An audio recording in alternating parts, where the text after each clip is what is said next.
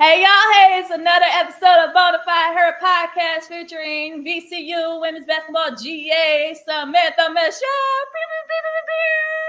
Hey. In the cut, we twit, we Yo, How are you doing? I am good, my friend. How are you? You know we're blessed to be alive. It feels like forever, but it feels like a great reunion. Yes. So let's get it started. So Miss Sammy, can Yes, you tell ma'am. us how did you get to where you are in your journey? Mm, a lot of different roads I took, but I ended up at VCU now, simply because once I realized I didn't want to be in Utah anymore, I wanted to be closer to home, and they needed a GA, and I actually didn't want to be a GA because I was on staff at Utah. I wanted to have another staff position. But then I realized that if I truly want to be an assistant coach, then I needed to learn. Like I knew like the administration side of things, but I really wanted to learn how to be a coach for real. So I was like, okay, let me be a GA. And Coach Bethel Boyle, like she's awesome. So she was the coach at Stony Brook, and when she was the coach at Stony Brook, that's when I lived on Long Island. So me and my dad used to go to Stony Brook camps and games all the time. So I actually have a picture. I will send it to you later, but it's a picture of me and Coach O'Boyle when I was like in the fourth, fifth grade. Oh. It's cool that like I was with her then, and then now I'm working for her. So I think I picked a good program for sure. It was like a full circle, like Yeah. it's girl. Because I remember you was crazy. I remember you were playing for like a couple colleges and stuff. So like, what was that transition like from one like specific college to another? Ooh, transferring was definitely, I call it my hidden blessing. I went to a Northeast University in Boston, Massachusetts. Didn't really enjoy my time there. Had a lot of stuff. Struggled with a lot of things. Then I transferred to Anderson University, which Anderson I describe it as like this little hidden haven. Like it's so small. You drive right through it. And the coaches called me to come there, and I was like, I'll do it. Like, why not? And I fell in love there. So like, it was a smooth transition for me, just because I had an awesome coach or coaches. I had awesome teammates. I had awesome administration. Everyone there, because it was like smaller, everyone there was just like really a family. Like, it was really cool. That's awesome. Because it's how would you so how would you like describe how would you tell folks say like, oh, why would you say go from a D1 to a D2? Like, how would you reply to that? Especially since there's always that misconception of the different levels of Yeah. playing. Well, you know me, Ash. I'm very honest. So I didn't play much at my D1. I didn't. I mean, I played a little bit here and there, but I really was just an energy piece. I went to D2 one because I call it like I was a small fish in a big pond, and I wanted to be a big fish in a small pond. And the level of competition was just a lot better. And also, I wouldn't say better necessarily. I would say like it's more of a mindset shift. So D1 is very business like, very business oriented, and very like, okay, like either gonna go pro or you're gonna do this afterward, but like everything's a competition within itself, like between the team. D2 wasn't like that. Like we all supported each other, like we all kind of grinded it out. Like I didn't get all the stuff that I got at my D1, but I was more wealthier in other areas. Like just because I didn't get all this money, I was wealthy in the fact that I had lasting friendships. So it's like it's really like a balance. It's like, what do you want out of your college experience? Do you want the shoes, the recognition? Do you want that, or do you want a positive experience? And so I kind of made that shift. And when people are like, "Oh, you went from D1 to D2," like I can at least say I made it D1, or I was selected to be D1. I played a couple games. I had a great time, but then I chose to go D2 because I just wanted someone. I wanted a program that actually cared about me as a person. That makes, that's the honest answer. And plus, in a way, Anderson was close to home for you. So, like, and you're really big on family. I am. So how was that like seeing your family come to all the games when you're Oh at man, it Anderson? it made the world to me, just because when I was in Boston, I originally went to that school because I wanted to try to be on my own. And then with all the stuff happening, like mental health, all that, I realized I didn't really need to be on my own. I proved to myself that I could do it, but at the end of the day, like I still needed to be grounded, and I still really just wanted to be with my family. So it was really nice to be able to, it was only 3 hour difference. Like the drive from North Carolina to Boston was like 11 hours, but the drive from North Carolina to Anderson was like 3. So like to having to have my parents come to my senior game, and if they had nothing to do, like me seeing my little brother in the stands, having them watch me play, like that meant the world to me. Than all the other things that could possibly like try to equivalent. Oh, and your brother hoops too. Yeah, So, he does. what's that like to see your younger brother hoop? And do you see like him like molding? Like, do you see like yourself in him like playing too? Like, y'all have the same type of game or different? No, no, I see a lot of me and him. He's like, but how he was when he played, he's lanky. Like he was really like defense oriented. So like it was cool to see him play because he'd be like, like I wish I did this. He wasn't really focused on like the offensive side of things. Me personally, I wanted to score. I wanted the ball in my hand and I wanted to get in the paint. But his thing was like he just wanted to play good defense, which was cool because it put things into perspective to me. Like offense isn't everything. So I feel like I learned a lot from him, but I do see a lot of myself in him just because like he's passionate. He's a passionate kid, and he really just wanted to be great. So yeah. Y'all ever had like those one moments like, man, I'm gonna beat you, like I can Oh, all beat the time. All the time. Like it'll be like me, him, my sisters. Both my sisters also play basketball, and then my dad too. Like we'll play 21. Like and like my dad will like play with me like I'm some man on the street, and I'm like, Dad, like whoa, like chill, like you open thought to hurt me, man. But like we play like all the time. Like whenever we get together, like that's the first thing we do is we go to the court. But we have a hoop in our driveway, so that's what we do. We go outside and we handle it out there. So what was my question is too, because I remember you said you went to Utah. So what was the position you were at Utah, and the what was the duties that you had to do, and like what was that transition like from when you were at like from being a student athlete to being a staff of a league program like Utah? So I was a part of the 2022 So You Want to Be a Coach program, the WBCA So You Want to Be a Coach program, because I knew I wanted to get into athletics and become like a coach or be on staff. And then they sent the position out to the WBCA. I applied for it, flew out there, had an interview. It was a great interview, got the job. It was a hard transition, kind of like being torn between like, I didn't even really know if I wanted to be a coach or work in like the social media side of things because like I did the graphics, I did community outreach events, I did mailers, like all that stuff, and like I planned like the games, like kids game and like all that type of things. I didn't know if I wanted to do that, so kind of having to do that and like figuring out as I went. And I've never had like a real job before. Like I mean, I worked at like an acai bowl place over the summer, but like that's not a real job. So it was hard. I'm not going to lie. Like moving all the way to Utah, kind of be by myself. Everyone on staff was older than me, so like they had kids and they had families, and I had to like figure out how to make my own friends because you can't be friends with the players. So figuring all that out, it was hard. Yeah,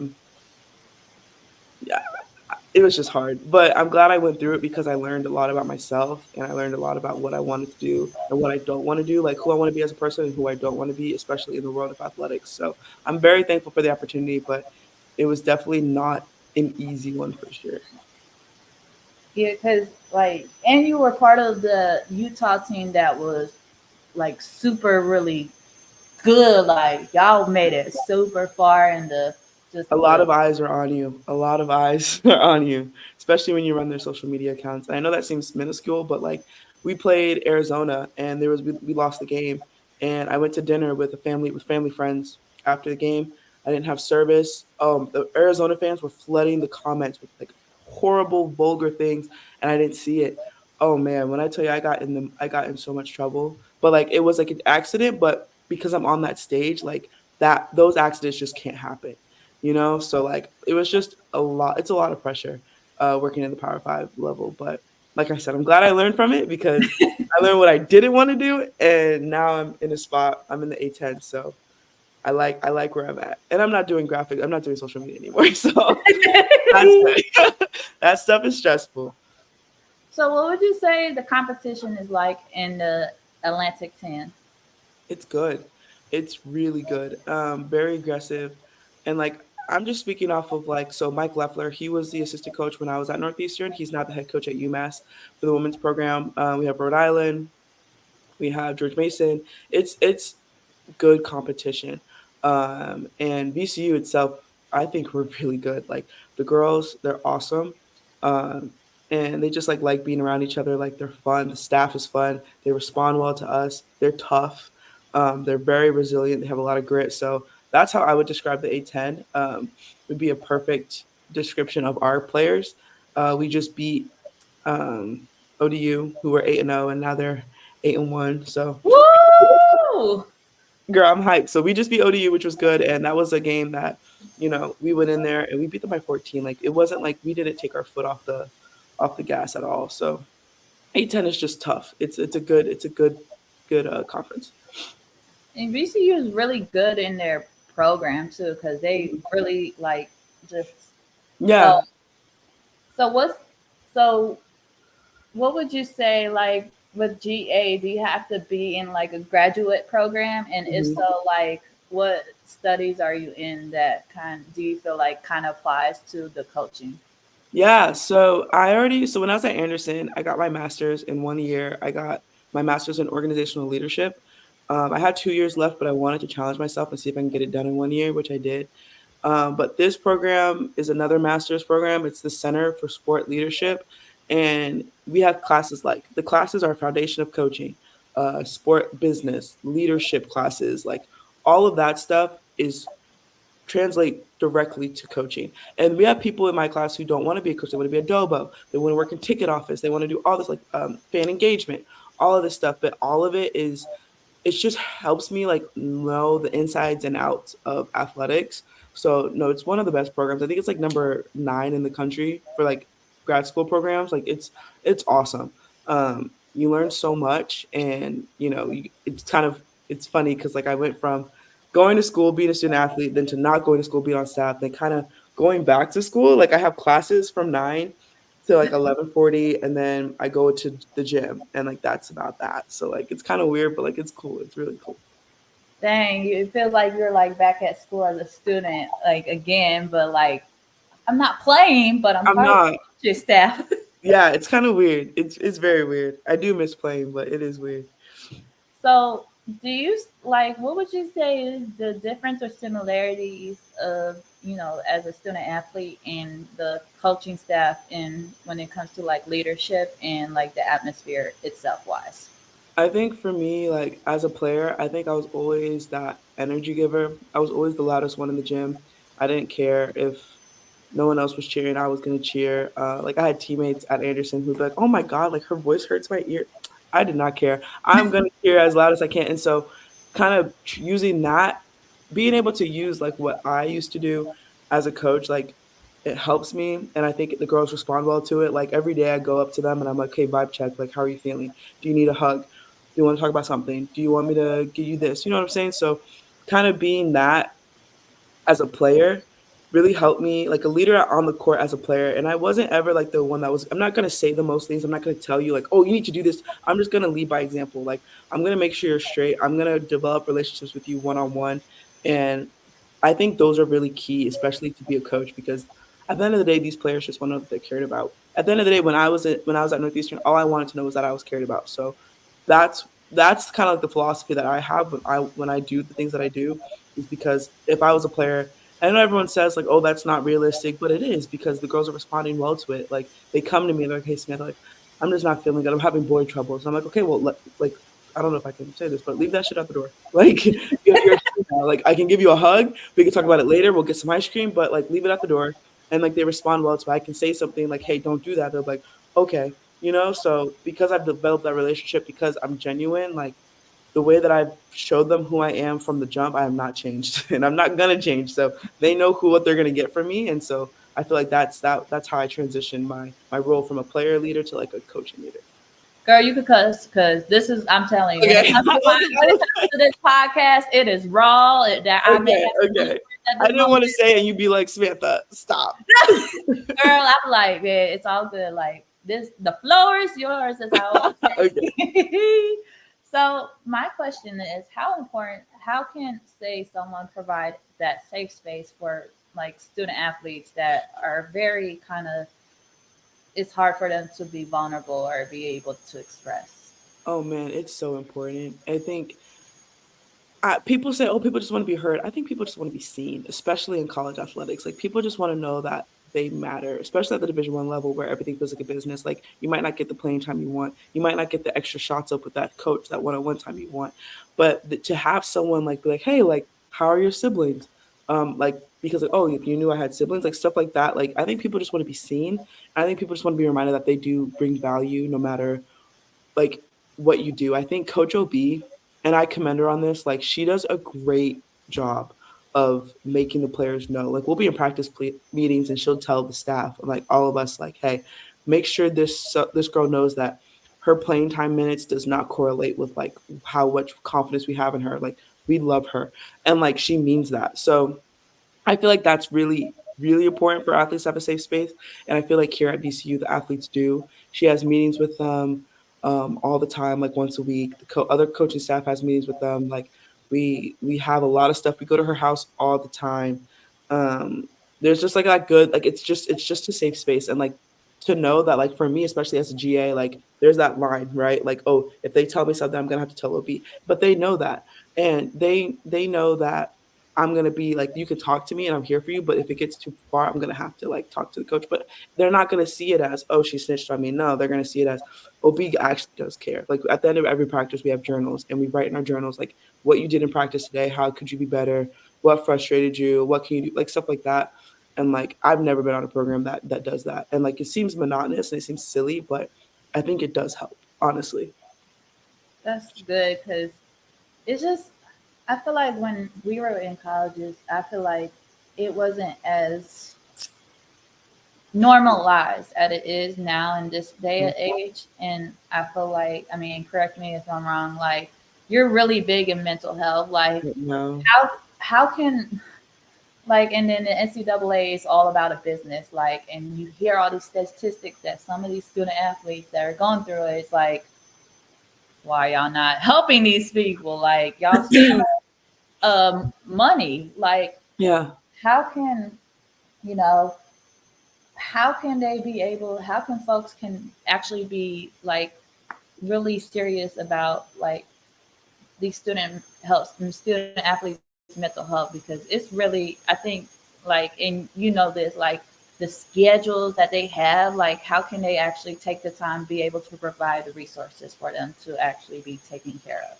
Yeah, and I think that they can provide more resources by that. I think they're making the right steps to go forward. Back when it was like 2017, 2018, 2019, 2020, we graduated what 2022. Like and that doesn't seem like what was that last year, but like like it's as I've been from a freshman to when I was a grad student, it has changed tremendously. And the thing that is crazy is when I was at Northeastern and I was diagnosed with all the stuff that I was diagnosed with, I was getting help, but from the school, not from the athletic department, from the school. So like we had like a sports psychologist, but like the sports psych, like it was weird. Like he would go back and like tell the coach like what we talked about, or like he would like I would try to talk to him about some real stuff, and he'd be like, "But how do you affect that with playing?" And I'm like, "No, like I'm a person, you know." And it would always relate back to basketball. So I think that NCAA just has to realize that like they're asking a lot. Like schools are asking a lot of these student athletes, and it's very easy to feel that pressure. You could be the star player, or you could be the last person off the bench. You're gonna feel that pressure, and you can't tell someone how they should feel. I think that's the biggest thing. Like you need to, as a program, you need to listen to what these players are feeling, and it's hard because like this coaching generation is older, right? So they're like, oh, they're soft. Like we used to do this and we used to do that, and sometimes I catch myself like saying that too. Like the girls had a beep test and they had no like goals that they had to reach. Like they just wanted them to do the best that they could. Girl, when I did the beep test, like the post had to get this amount of times, the girl had to get this amount of times, and if you didn't do it, you had to do it every day at 6 a.m. until you got it. And like What? we used to have girls on our team that will have like anxiety about it. Like people would get really stressed and they would cry. Like if they didn't make it, like they would feel so worthless. So when I say to myself, I'm like, dang, like that's like I wish I had that as a kid. No, like that's smart because I saw the negative side effects to teammates not making the beep test, teammates crying before the beep test, teammates puking before the beep test because they're so nervous. like you put all that pressure on yourself. And it was all like, and the coaching staff didn't like ridicule us or anything because we didn't make it. We put that pressure on ourselves and we put that pressure on each other. So I think as mental health is being talked about more and more in athletics, I think more people are going to listen. I just think it needs to be talked about more, if I'm being honest. Yeah, because it's I've always felt like the NCAA is like a. I always say they have like the pimp. They like to pimp out their the student athletes because they just like, well, we'll just have the PR to say this, but then it's like, well, we just want the money, so we don't care. Yeah, and these athletes bring in a lot of money for these programs, like a lot of money, a lot. Yeah.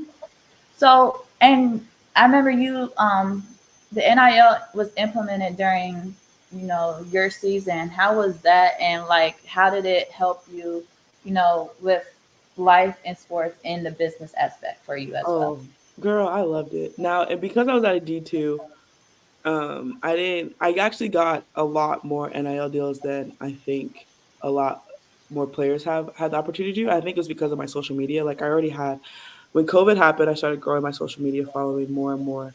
And you've seen it. Like I remember, like that's what like we started. Like you've seen it. Like my social media started to grow.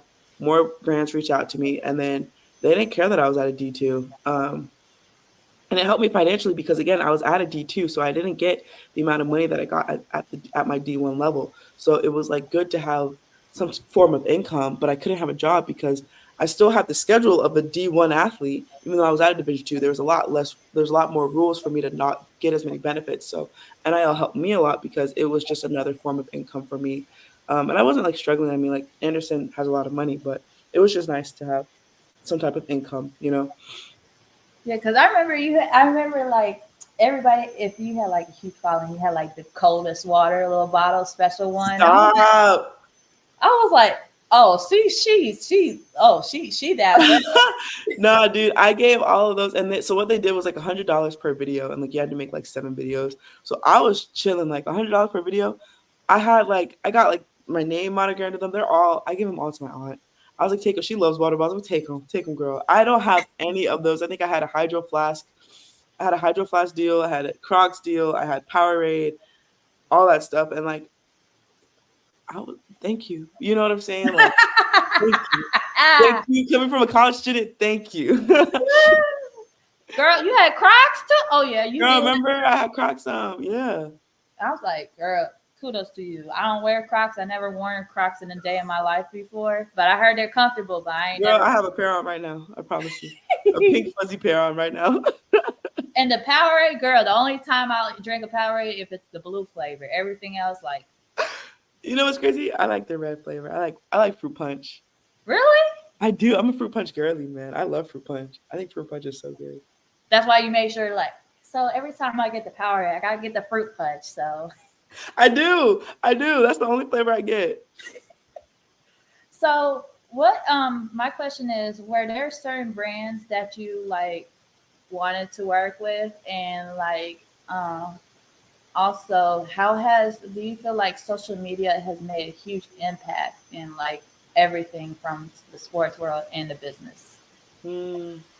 Honestly, there were no specific brands that I wanted to work with. I was just thankful for any opportunity that I got. Like, and the fact that I was able to do because of the NIL brands that I did as an athlete, when I stopped being an athlete, brands still reached out to me, not to do NIL, but just to work with them.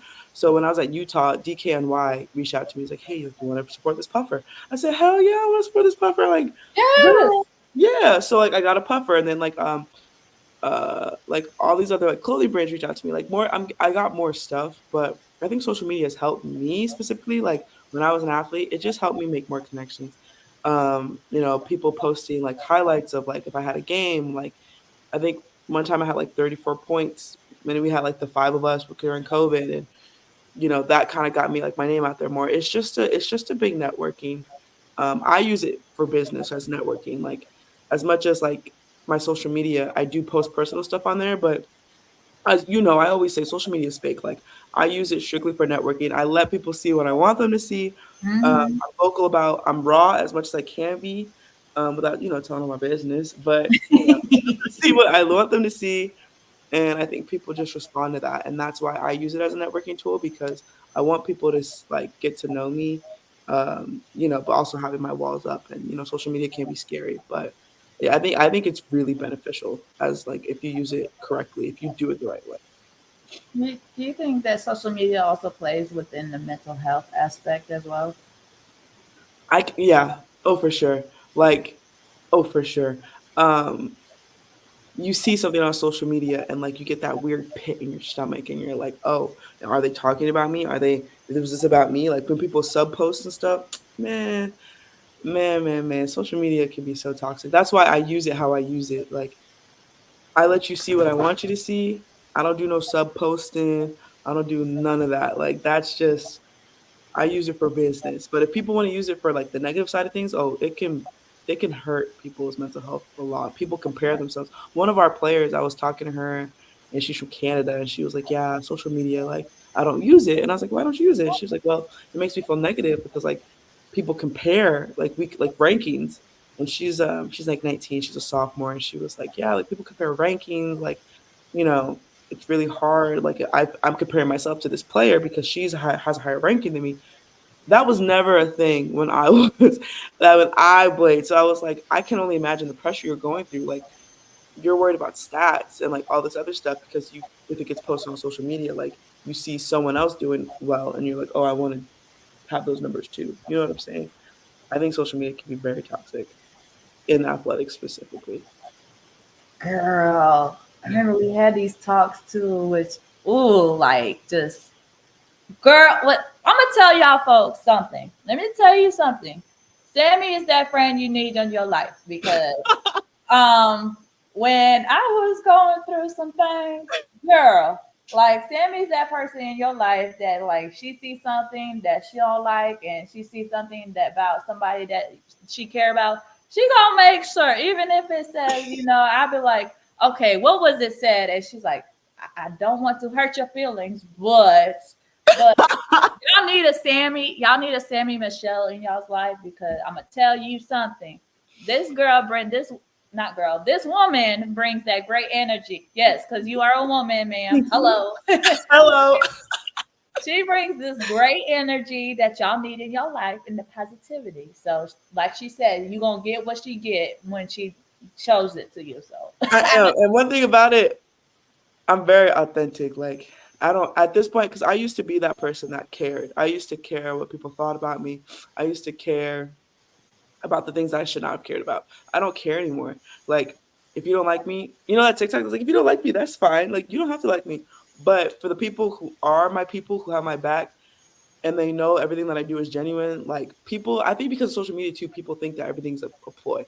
People think that like, oh, she's not really. If I will rock with you, I don't care. Like I'm not gonna go out of my way to make your life miserable because people have done that to me, and I didn't appreciate that. So I'm not gonna be that person.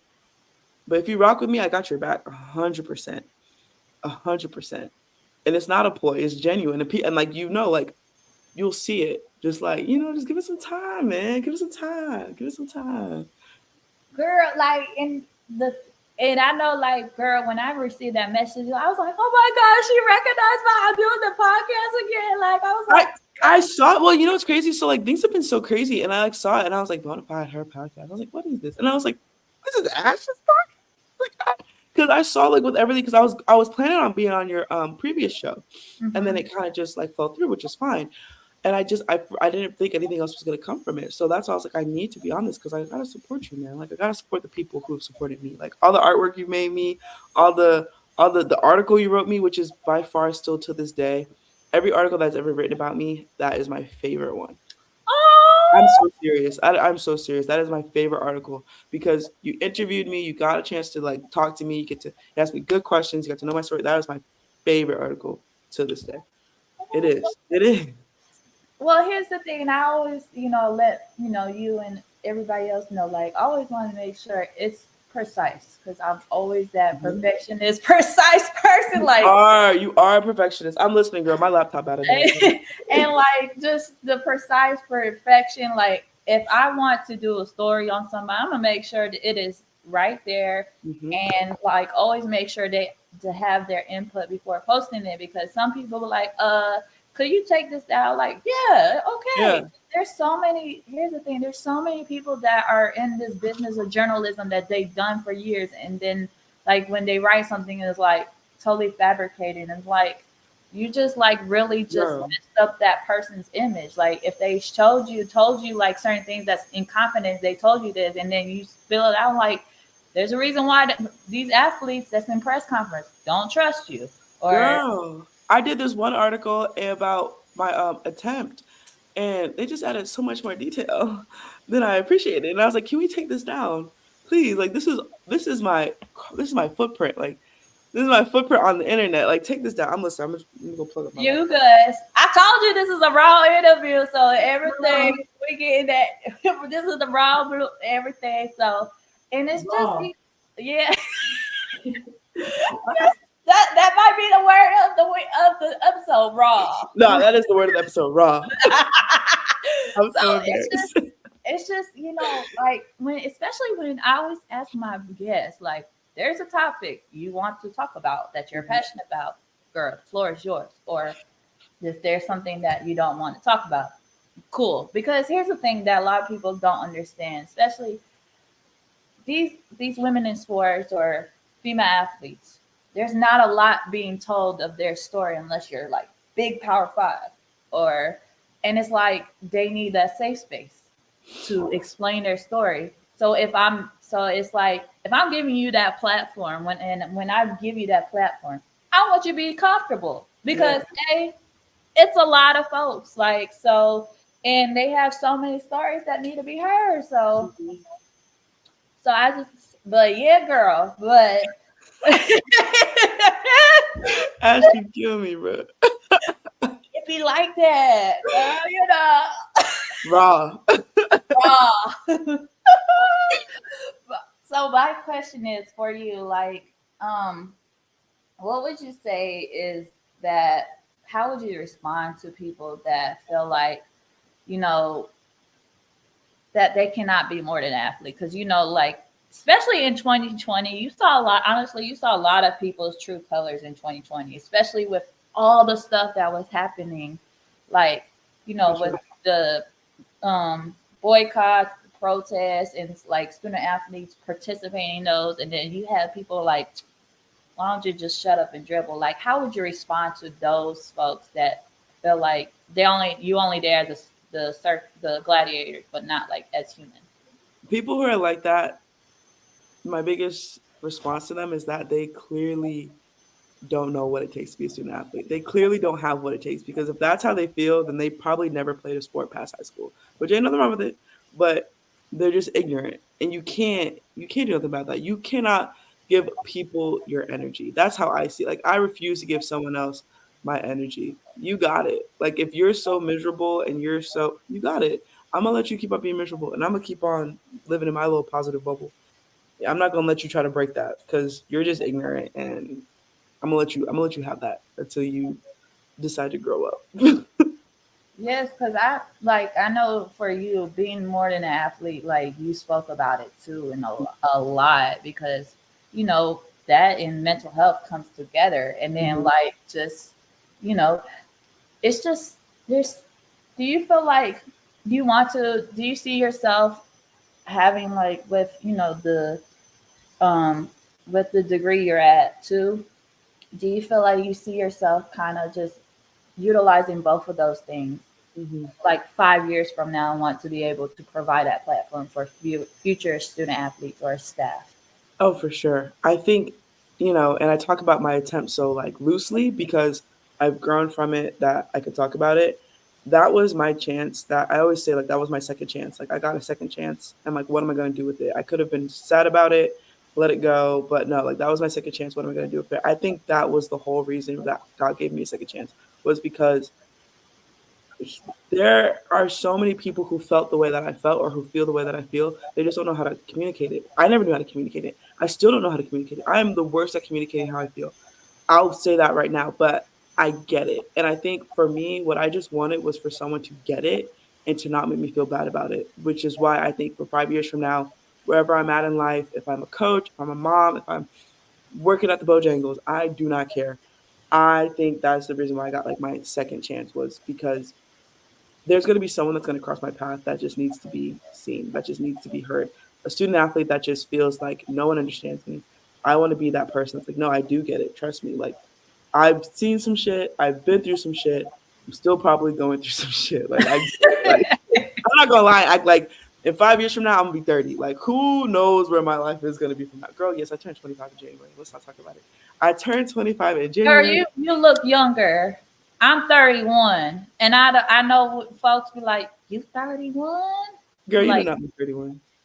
thank you. I'd be like, girl, do you know what God be blessing us? That fountain of youth. When you Mm-hmm. mind your business, that pays you to pray and drink a whole lot of water. I'm telling you. Yo, you're a troll, bro. I'm just saying, I'd be like, look, I know we don't look like our age, but when you pray a lot, drink a whole lot of water, mind the business that Right. pays you, baby. Mm-hmm. God's gonna bless Look, you, babe. God's gonna bless you real quick. girl, humble you real quick. Oh, But like my here's the thing too that I mm, just noticed too about like the whole situation with the just a lot of student athletes, and I think we spoke about it, but girl, correct me if I'm wrong. mm-hmm. It's so hard for them. Like I've noticed, like for males, it's very hard for them to express because like they feel like they have to have the world over their shoulders and stuff. But like for female athletes, like from your perspective, why do you feel like it's kind of hard for them to be vulnerable when it comes to like discussing, you know, their I don't want to say issues, but their vulnerability. Honestly, it's really hard for me to put myself into a man's shoes. But I think of my little brother, and like every time I think about something like that, like even when like 2020 stuff was happening, like George Floyd and stuff, I think my little brother. I think it's hard because of the older generation, and it's not their fault. I'm not saying like, oh, the other generation scarred us. No, but like, I come from a Caribbean Catholic Creole background. Like, I have a little brother who was like the man of the house, so I see the pressure that's on him. I see how like if he expresses something, it's like, like, like, oh, Eve, like you shouldn't act like that. It's just the older generation. But I think as we get older, things will improve. Now, as we're talking about raw, right? I feel like there is a lot of disconnect. Like, we need to find that balance from like too lenient and too hard. Sometimes I hear things and like people are like, "Oh, if you give your kid a whooping, that's beating them." That's too lenient because I got smacked a couple times, but it wasn't abuse. You know what I'm saying? But like too hard, like let your kid express themselves. But like if they act up, you gonna get in trouble. So I think as our generation is getting older, we need to figure out the balance from too lenient. I feel like some parents are like way too lenient and then too hard. And this might be, I don't want to say it. Point is too lenient. Okay, let me just stop right there. Let me just shut up. Too lenient. Like just at this point, it's like Yeah, at this point, because this is going on. I told you, girl, the footprint. And, I'm gonna just some folks are too lenient. Okay. two, like cause you be like, I said something to you one time. I was like, man, I don't know if whenever I have kids, I don't know if I'm gonna go some places, certain places. I'm probably not gonna go with my baby. We're not gonna go Right. to the, huh? Right. I What? said right. Like at churches? Nah, we might get baptized. I'm gonna let my baby get baptized, but we're not going to church for a little while. I mean, until they learn how to act right. I was that kid. I thank the good Lord that me and my siblings we knew how to act in church. Like my parents could take us out anywhere. We knew how to act. But like I remember being in church. Like there would be like a little kid that would be like, "Mom, I don't want to be here," and I'm like, "Girl, you." I would talk to my mom like, "Girl, you see that?" I'm like, and the kids are like, "Josh, shh, shh." Like, no, take him outside, get it back, and then come back. Real quick. Like even like I'm not going on a plane with the baby. Like I mean, I will find a car Oh and we'll no, drive I feel like, across. but that's not gonna benefit the baby at all.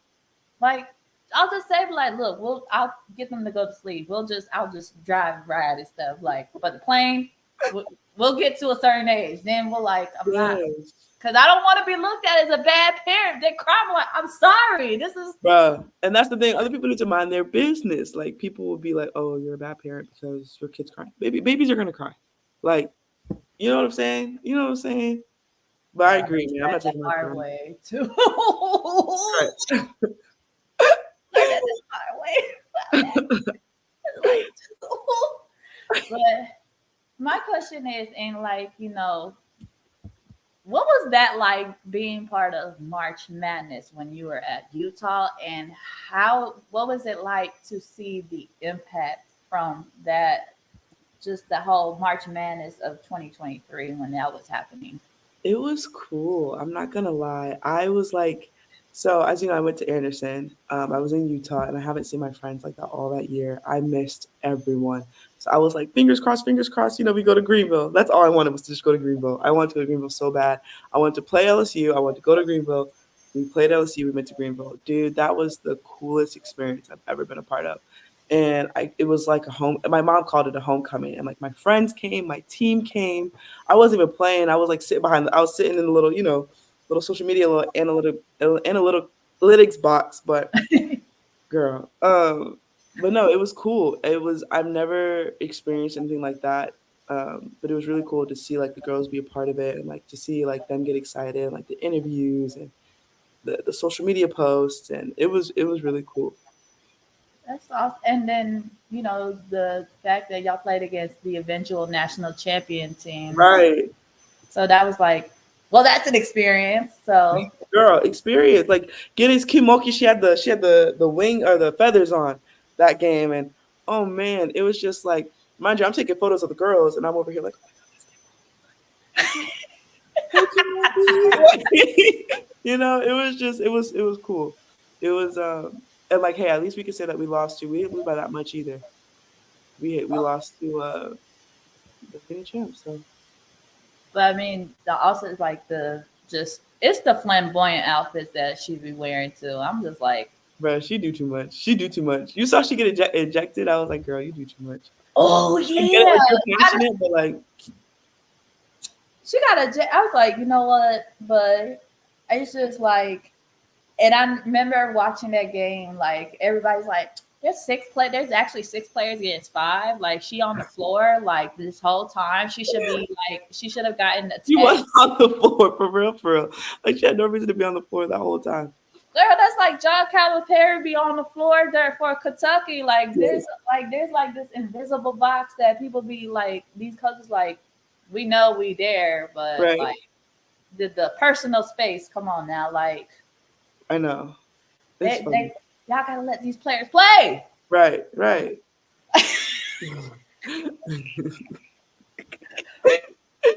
My question. So with women in sports itself, how can people actually take the time to invest it, and what are some ways you believe that they should invest it that can help women's sports actually be recognized? Advocacy is the biggest one.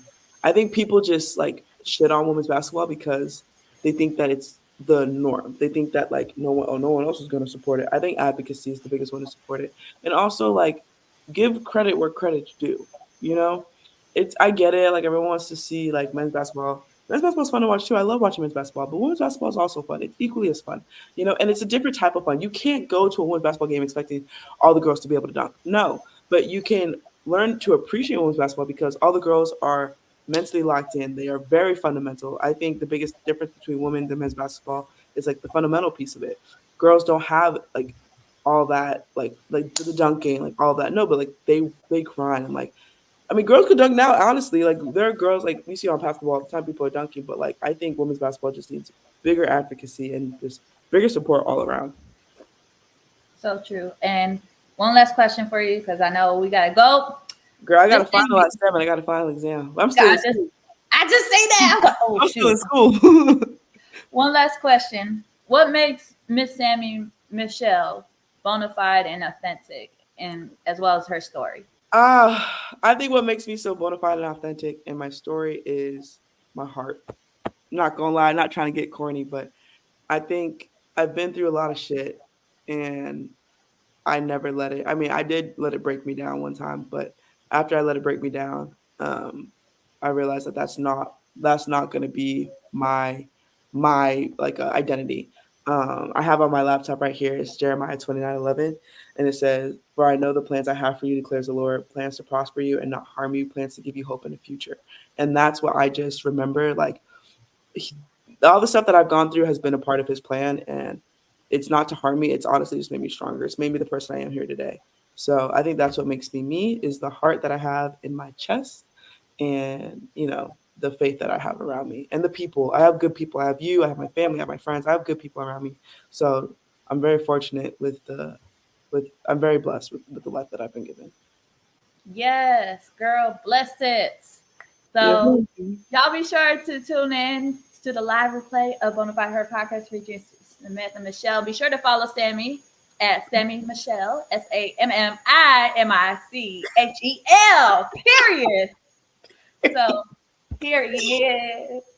So thank you guys for tuning in. Thank you, Sammy, for coming on the podcast, and good luck on the finals. So you got Thank this. you. Thank you for So having me. you're welcome. Peace. Peace. Love you, Ash.